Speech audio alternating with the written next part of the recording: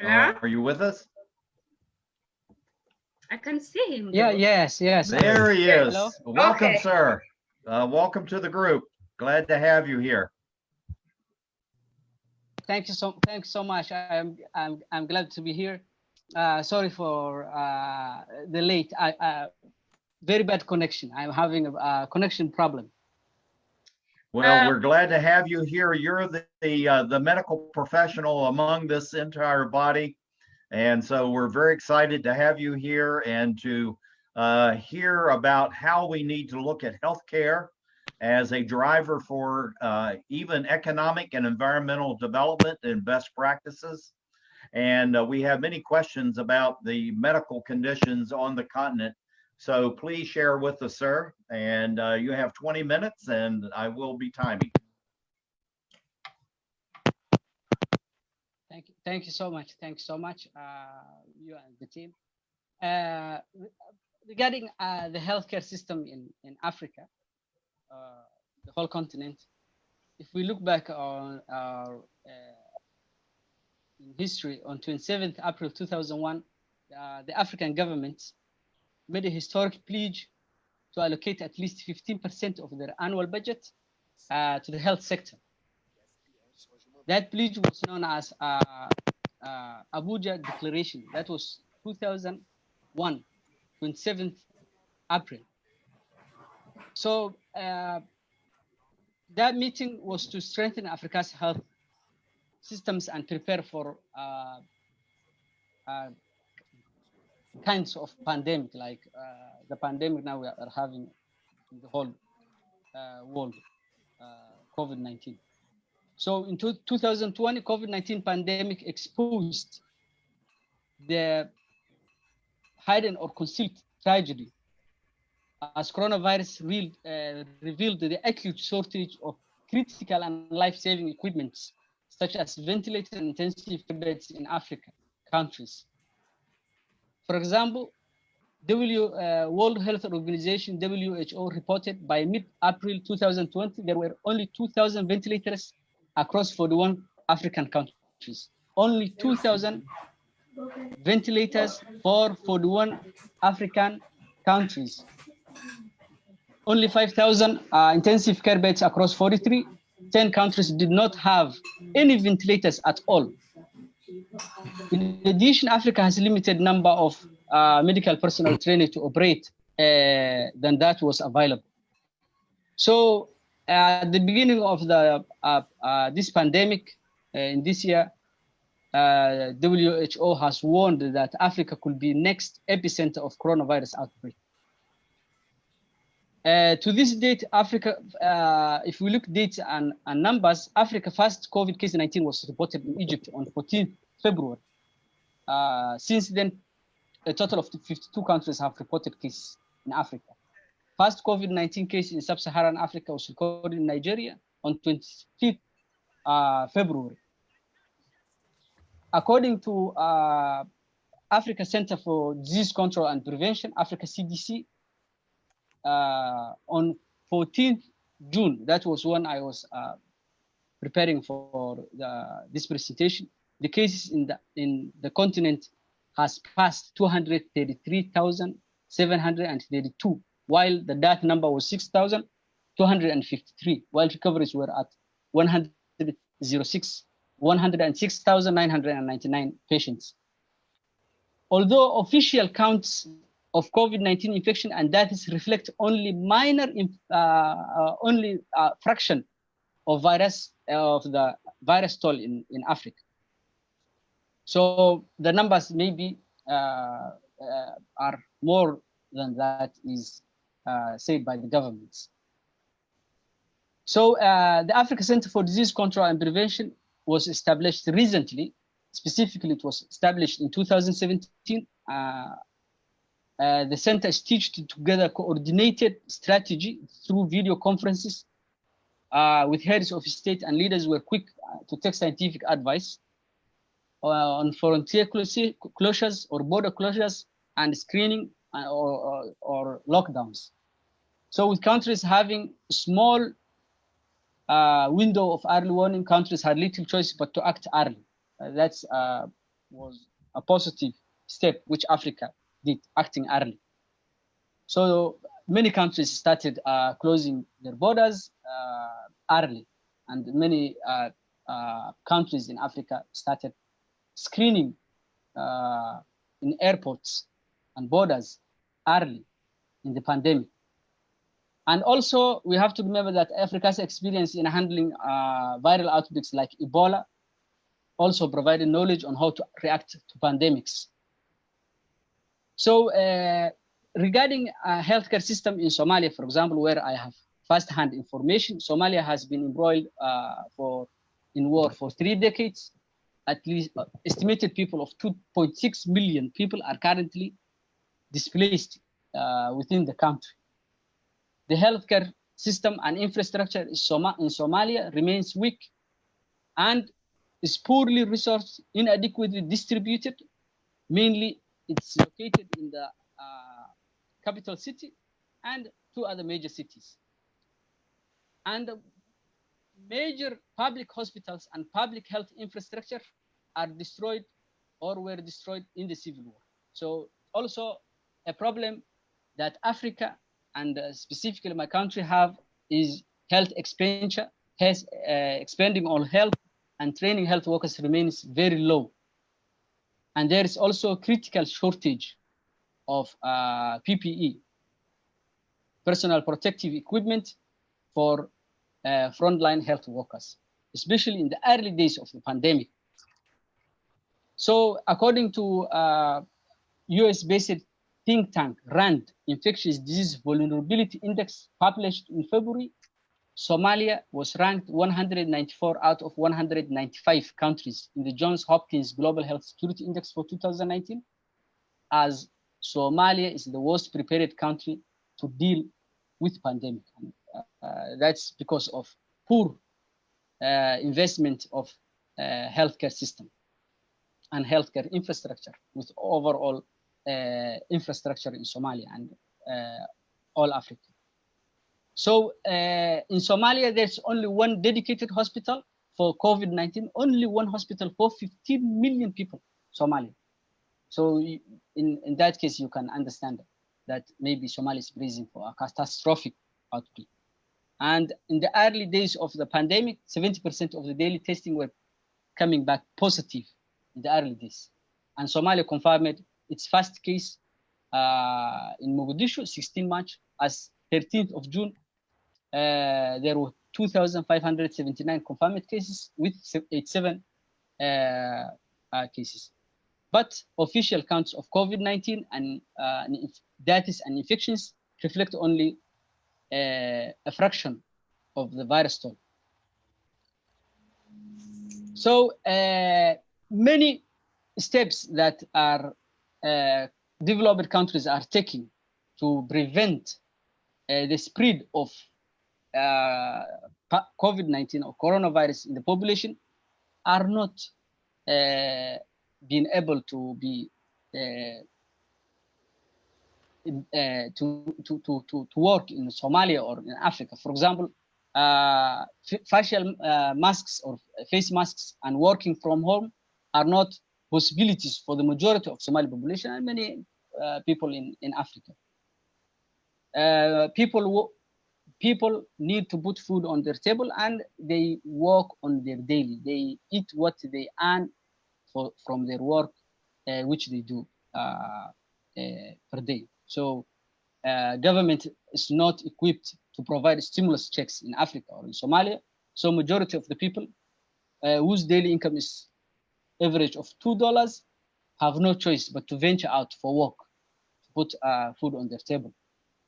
So unfortunately, African countries is not an option for social distancing. So if we look back, spotlight on poor state of public health systems in Africa, their shortage of medical capacity has put spotlight on the poor state of public health systems in Africa and the distance yet to be traveled to ensure that healthcare is affordable and accessible to all persons. A recent report by Mo Ibrahim Foundation shows that only 10 African countries provide free and universal healthcare. Only 10 countries. An Afrobarometer report found that even before COVID-19, more than half of all the people in the continent could not access necessary medical care, at least once a year. They couldn't access. So most people's experience accessing public health facilities include waiting in long queues, often never getting the care they seek, or having to use bribes to get the attention or the medical attention that they need. So at the heart of Africa's fragile health systems is the perennial failure of governments to prioritize health and allocate adequate resource for the development of the health infrastructure. The right to health includes ensuring availability of the medical care populations and patients need, accessibility, acceptability, and quality of health care goods and facilities and services. So COVID-19 pandemic must jolt African countries and governments to adequately invest in the healthcare systems, honor their own constitutions and international human rights treaties that they have ratified, and guarantee the right to health for the citizens. If we compare in this crisis, in the current crisis of COVID-19 pandemic, a large number of OECD countries have increased training. They have rehired retired health professionals.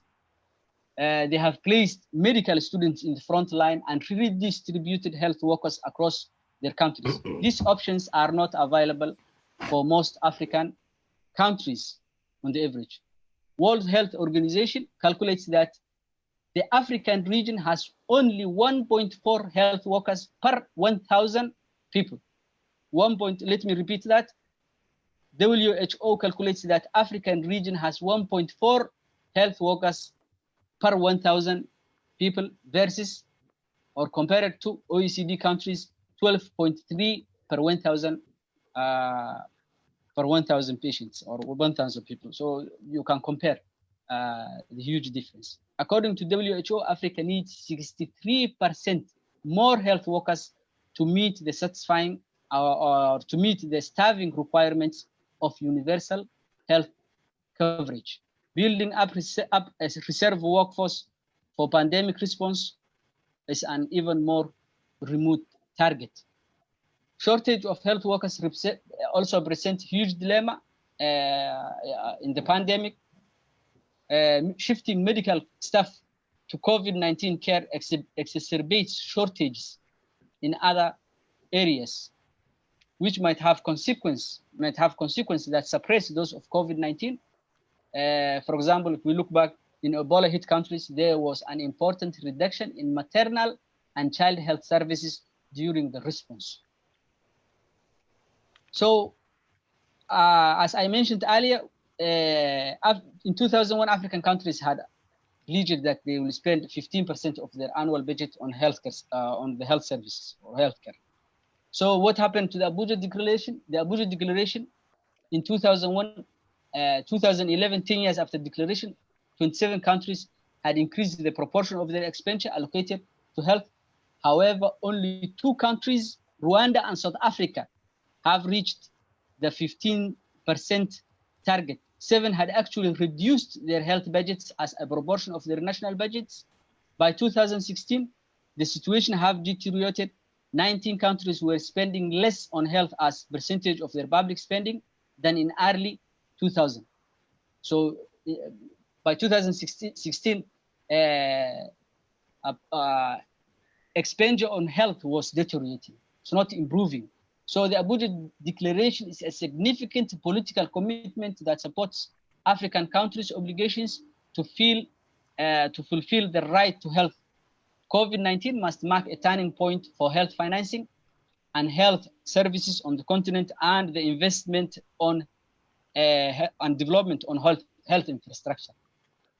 So if we look back in infrastructure development in Africa, infrastructure development is a key driver for progress across the African countries or across the African continent.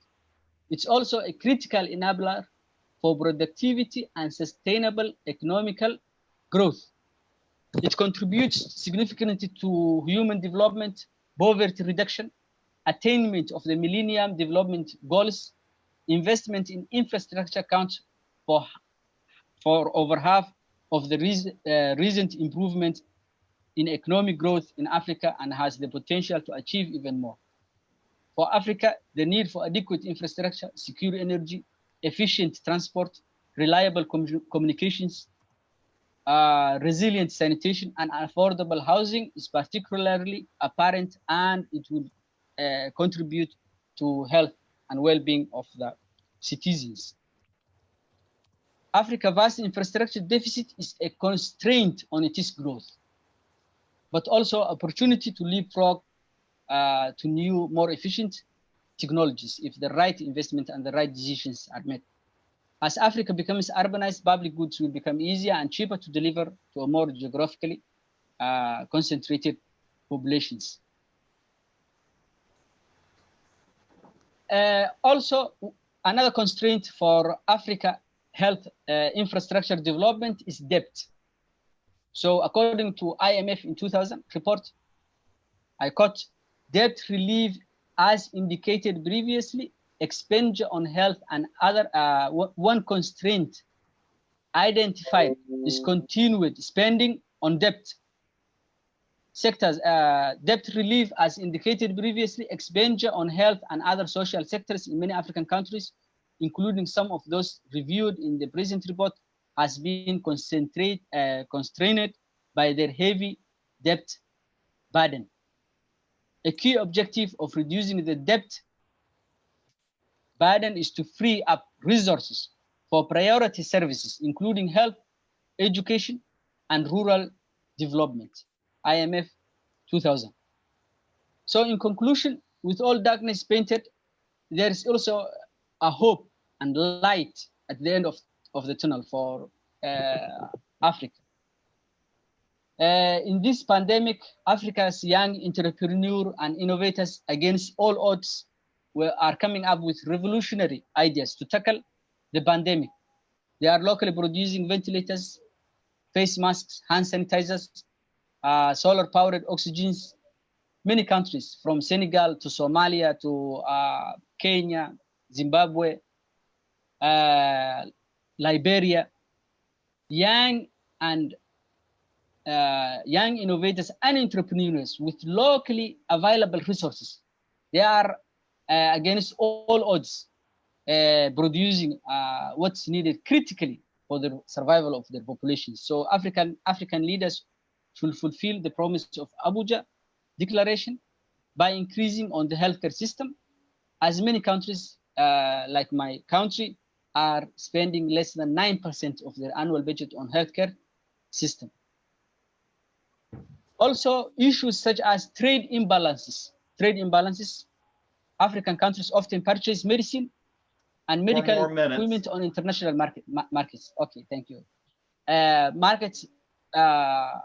So loss of health workers through migration is also a constraint. Capital flight, corruption are all constraints, and health provision in the poorest countries. These challenges are interlinked and should be addressed by global governance mechanism. And as shown in this pandemic of great magnitude in our modern period, Africa and the world should further promote solidarity that they possess. International organizations and world donors of the continent and partners of the continent should focus on creating durable and sustainable healthcare solutions in the continent instead of being at response position to pandemics and outbreaks. Debt relief should be initiated also. Thank you so much. Thank you for being here, and very critical information that you had to share.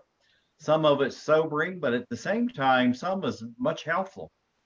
So looking at the youth, this is something that really came out in your message, is that people are coming up with solutions.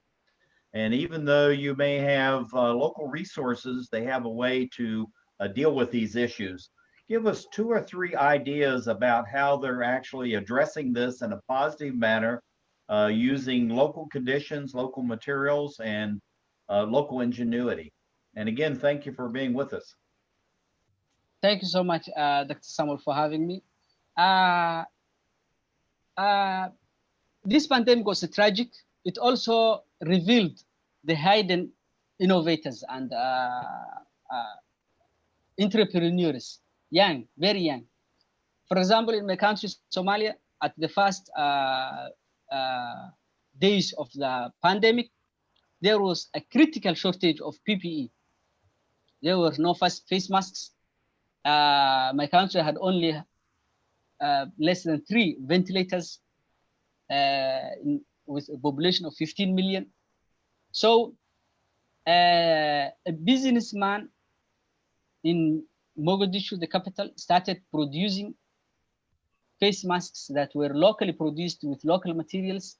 He was producing every day 34 to 40,000 face masks per day, and that was very helpful. There was another innovator, young, very in his early 20s, Muhammad. He produced with only what he found in his environment. He produced locally automatic ambu bag that helps patients breathe, which was very helpful. That shows African young innovators and entrepreneurs with appropriate investment can come with creative ideas and improve the well-being and development of the continent and the country and their countries. In Kenya, at the heart of the pandemic, Kenya started producing ventilators, which is a game-changing for Kenya health system and for overall the continent. Also, university students in Zimbabwe, in Liberia, were producing face masks, were producing PPE with local materials in their environment.